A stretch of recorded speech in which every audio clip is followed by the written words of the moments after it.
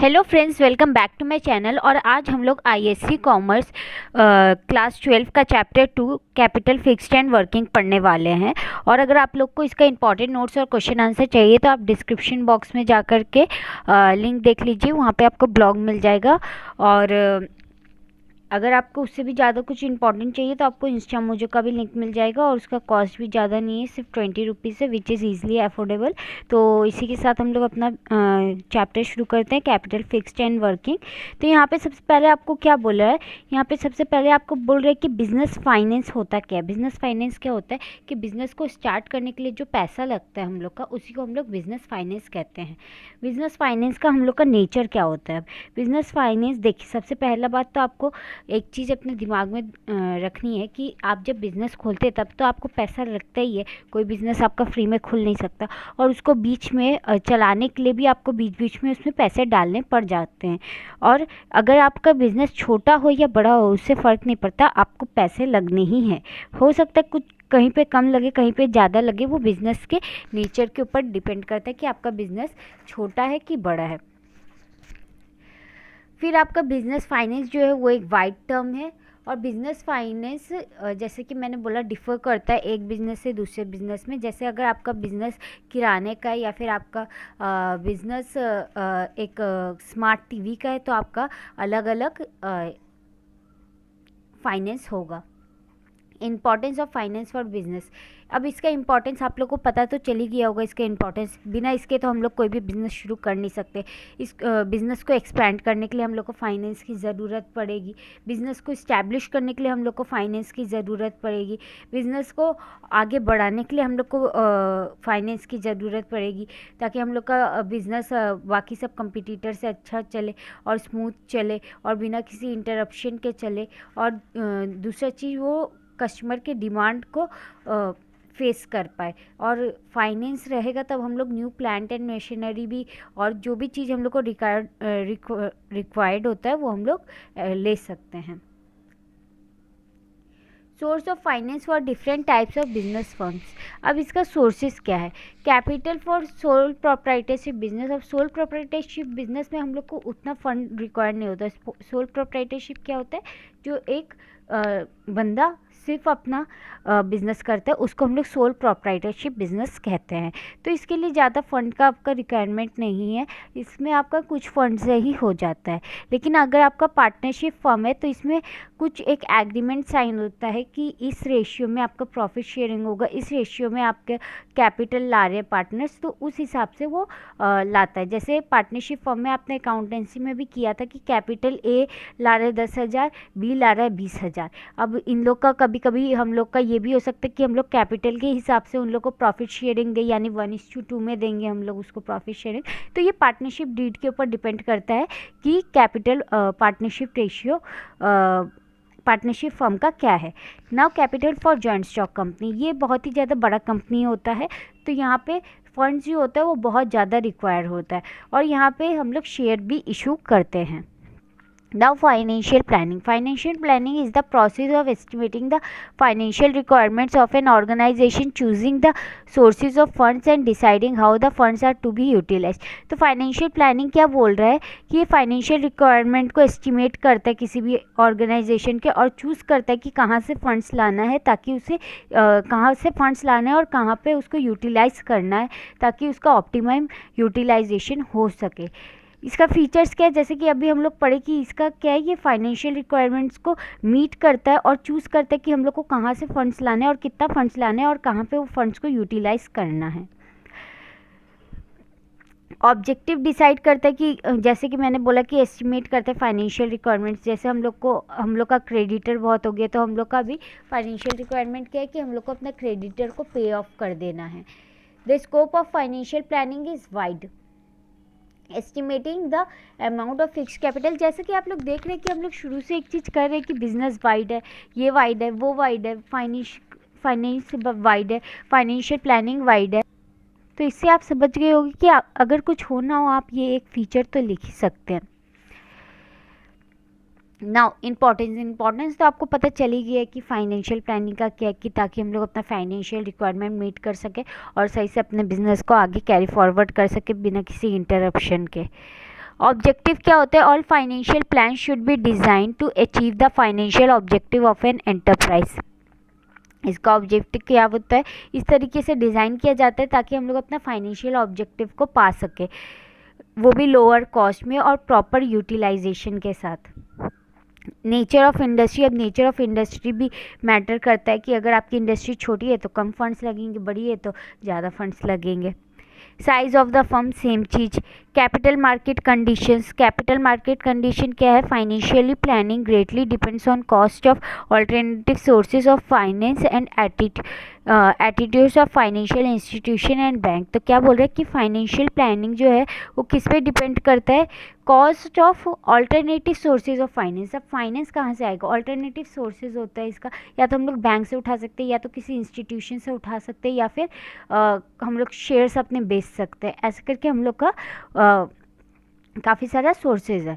Government regulation, financial policies and regulations of the government affect both availability and cost of fund. जो हम लोग का financial policies और regulation है वो गवर्नमेंट का, वो बहुत इफेक्ट करता है किस पे? कॉस्ट और अवेलेबिलिटी ऑफ फंड्स पे। डिग्री ऑफ रिस्क, इसमें डिग्री ऑफ रिस्क तो रहता ही है क्योंकि हमें पता नहीं कि जो हमारा फंड्स है वो एक्सपैंड करेगा या फिर डूब जाएगा। Factors affecting capital structure, capital structure means the composition और makeup of the amount of long term funds. Capital structure क्या कैपिटल स्ट्रक्चर से क्या मतलब होता है कि जो अमाउंट होता है हम लोग का उसको मेकअप कैसे किया जा सकता है लॉन्ग टर्म फंड्स के लिए। The ratio between equity and debt is called capital gearing. जो हम लोग का रेशियो होता है इक्विटी और डेट का, equity is to debt equals to हम लोग का कैपिटल गियरिंग या फिर हाई गियरिंग और ट्रेडिंग ऑन थिन इक्विटी। जब हम लोग का डेट का रेशियो हाई होता है, मतलब प्रोपोर्शन हाई होता है, तो उसको हम लोग हाई गियरिंग या फिर ट्रेडिंग ऑन थिन इक्विटी कहते हैं। और जब हम लोग का इक्विटी डोमिनेट करता है तो उसे हम लोग क्या कहते हैं? लो गियरिंग और trading on thick equity. Trading on equity ये थोड़ा इंपॉर्टेंट है आपका। The factors affecting capital structure are given. Trading on equity when a company use borrowed funds in regular conduct of business along with equity capital is said to be trading on equity. जब भी कोई company funds बोरो करती है business के दौरान अपना equity capital के अलावा भी, तो उसको हम लोग ट्रेडिंग ऑन इक्विटी कहते हैं। The rate of return on investment is more than the rate of interest and dividend payable on debt and preference capital respectively। तो यहाँ पे क्या होता है हम लोग का जो रेट ऑफ रिटर्न है इन्वेस्टमेंट में वो ज़्यादा होता है रेट ऑफ इंटरेस्ट से, और डिविडेंड पेबल जो होता है जो डेट में और प्रेफरेंस शेयर में बराबर। Secondly, interest paid on debt is deducted from profits while calculating tax. अब जो हम लोग का इंटरेस्ट होता है जब हम लोग टैक्स कैलकुलेट करते हैं तो उसमें से इंटरेस्ट हम लोग डिडक्ट कर लेते हैं। Trading on equity is however desirable only when the rate of earning is higher than the rate of interest and rate of preference dividend. जब हम लोग का रेट ऑफ अर्निंग हायर रहेगा तभी हम लोग ये कर सकते हैं। किससे हायर रहना चाहिए? रेट ऑफ इंटरेस्ट और रेट ऑफ प्रेफरेंस डिविडेंड से। The company earning are stable and regular to pay at least interest on debentures। अब जो कंपनी का अर्निंग होना चाहिए वो स्टेबल होना चाहिए, डूबता हुआ कंपनी नहीं होना चाहिए ताकि हम लोग इंटरेस्ट ऑन डिबेंचर दे सके। There are sufficient fix asset to offer as security to the lenders. अब अगर कंपनी डूब रहा है तो उसके पास फिक्स एसेट होने चाहिए ताकि हम लोग कुछ भी हो तो उसका एसेट बेच के अपना पैसा रिकवर कर सके। Exercise of control, need for flexibility, nature of business, cost of financing. ये जो भी है ये थोड़े बहुत आप नाम याद कर लीजिएगा, 4 से 5 इसमें से आते नहीं है, और अगर आएंगे भी तो मैंने आपको ये पूरा समझा दिया, आपको समझ में आ जाएगा। Meaning of fixed capital, fixed capital refers to the funds requiring for acquisition of fixed asset. Fixed capital क्या होता है? जो फंड्स होते हैं जो फिक्स एसेट हम लोग क्या हो गया, जैसे प्लांट एंड मशीनरी, फिर लैंड एंड बिल्डिंग, ये सब हम लोग का फिक्स एसेट हो गया ना। तो उन फंड्स जो इनको एक्वायर करता है उसको हम लोग फिक्स्ड कैपिटल कहते हैं। इसको हम लोग ब्लॉक कैपिटल के भी नाम से जानते हैं क्योंकि इसमें हम लोग का पैसा ब्लॉक हो जाता है। जैसे आप लैंड एंड बिल्डिंग में अगर पैसा घुसाएंगे तो इतनी जल्दी तो आप लैंड एंड बिल्डिंग बेच सकते नहीं है ना, उसको बेचने के लिए काफ़ी सारा प्रोसीजर है और वो काफ़ी बड़ा चीज़ है। Factors affecting fix capital, nature of business, size of the business, nature of product, method of production, diversity of product line और mode of acquiring fixed assets and intangible assets. I hope आप लोग को अभी तक ही समझ में आ गया होगा कि नेचर ऑफ बिजनेस और size of business, nature of product, method of production, इन सब में क्या लिखना है और इन सब का मीनिंग क्या है। सेम चीज़ हम लोग अभी पढ़ के आए हैं। Meaning of working capital, working capital means the capital invested in working asset और current asset such as cash, stock और goods, debtors and short term investment etcetera. तो वर्किंग कैपिटल क्या होता है? वो कैपिटल होता है जो कहाँ इन्वेस्ट हम लोग करते हैं, वर्किंग एसेट या फिर करेंट एसेट में, लाइक हम लोग का कैश, डेटर, गुड्स, इन्वेस्टमेंट्स, ये सब में हम लोग जब देते हैं उसको हम लोग वर्किंग कैपिटल बोलते हैं। वर्किंग कैपिटल को हम लोग सर्कुलेटिंग कैपिटल और रिवॉल्विंग कैपिटल के भी नाम से जानते हैं क्योंकि ये सर्कुलेट होता रहता है। नाउ वर्किंग कैपिटल के कुछ टाइप है। वर्किंग कैपिटल के दो टाइप है, एक permanent working capital and temporary working capital. Now permanent working capital is subdivided into two parts, initial working capital and regular working capital, and temporary working capital is divided in two parts, seasonal working capital and special working capital.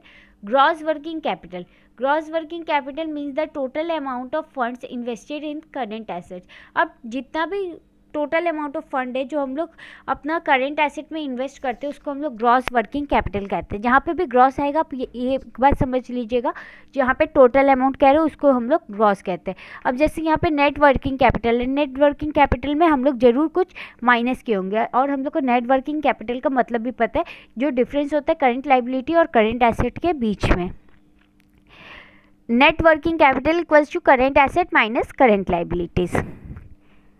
Now, permanent working capital, it refers to minimum amount of working capital required permanently to operate the minimum level of business activity. It is permanently locked up in current asset.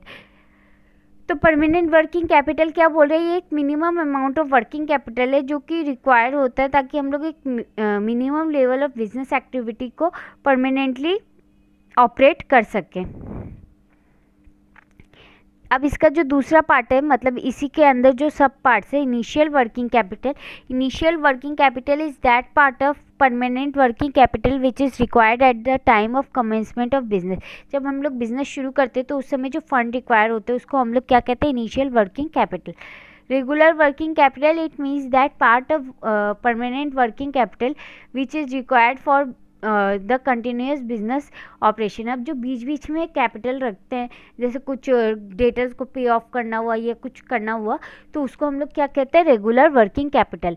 Now temporary और variable working capital, it is working capital that is required in addition to the permanent working capital. अब permanent working capital के further जो हम लोग का capital रखते हैं उसको हम लोग टेम्परेरी या फिर वेरिएबल वर्किंग कैपिटल कहते हैं। ना इसके सब पार्ट्स क्या क्या है? Seasonal working capital, it means the extra working capital required during a particular season. अब किसी पर्टिकुलर सीजन में आपको ज़्यादा पैसे लगने लगे अपने बिजनेस के लिए, जैसे जब पूजा वूजा आता है तो आपको ज़्यादा स्टॉक खरीदना पड़ता है, तो उसको हम लोग क्या कहते हैं? Seasonal working capital. Special working capital, it refers to extra funds required to meet future contingency that may arise in business। अब जब आपको लग रहा है कि ये हम लोग का बिजनेस जो है थोड़ा आगे जा कर के थोड़ा प्रॉब्लम होने वाला है यहाँ पे, तो वहाँ पे जो कैपिटल रिक्वायर होगा वो आपको स्पेशल वर्किंग कैपिटल के नाम से आप जानोगे। Importance of working capital, timely payment of dues.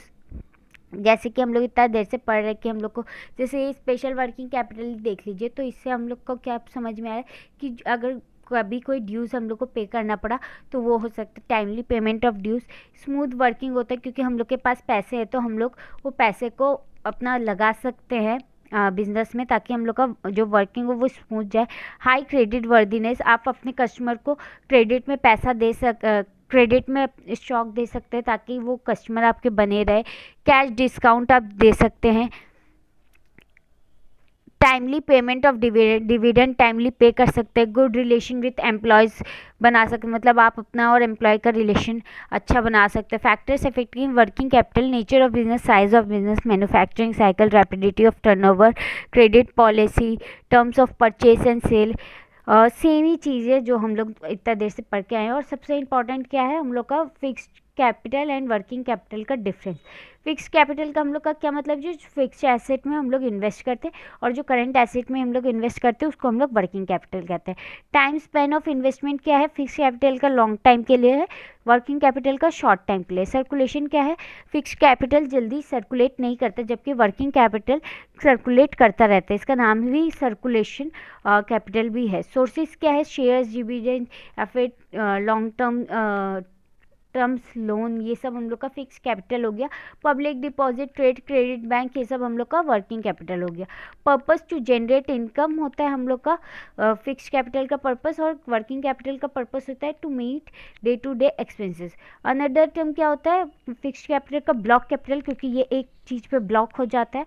और वर्किंग कैपिटल का हम लोग क्या नाम जानते हैं, सर्कुलेटिंग कैपिटल। इसके साथ हम लोग का ये चैप्टर ख़त्म होता है। और अगर आप लोग को कोई भी डाउट हो तो आप कमेंट सेक्शन में पूछ सकते हैं। और बुक में काफ़ी लंबा चौड़ा करके दिया हुआ है, अगर आप लोग को शॉर्ट में पढ़ना है तो आप मेरे ब्लॉग में जाके पढ़ सकते हैं। और अगर आप मेरा वीडियो देख लेते उसके बाद ब्लॉग पढ़ लेते तो इस बात का गारंटी मैं देती हूँ कि आपको चैप्टर पढ़ने का ज़रूरत नहीं पड़ेगा। तो अगर आपको ये चैप्टर पसंद आया तो आप इसे लाइक शेयर एंड सब्सक्राइब कीजिए, अपने दोस्तों तक भी पहुँचाइए। Thank you friends, thank you for watching my channel.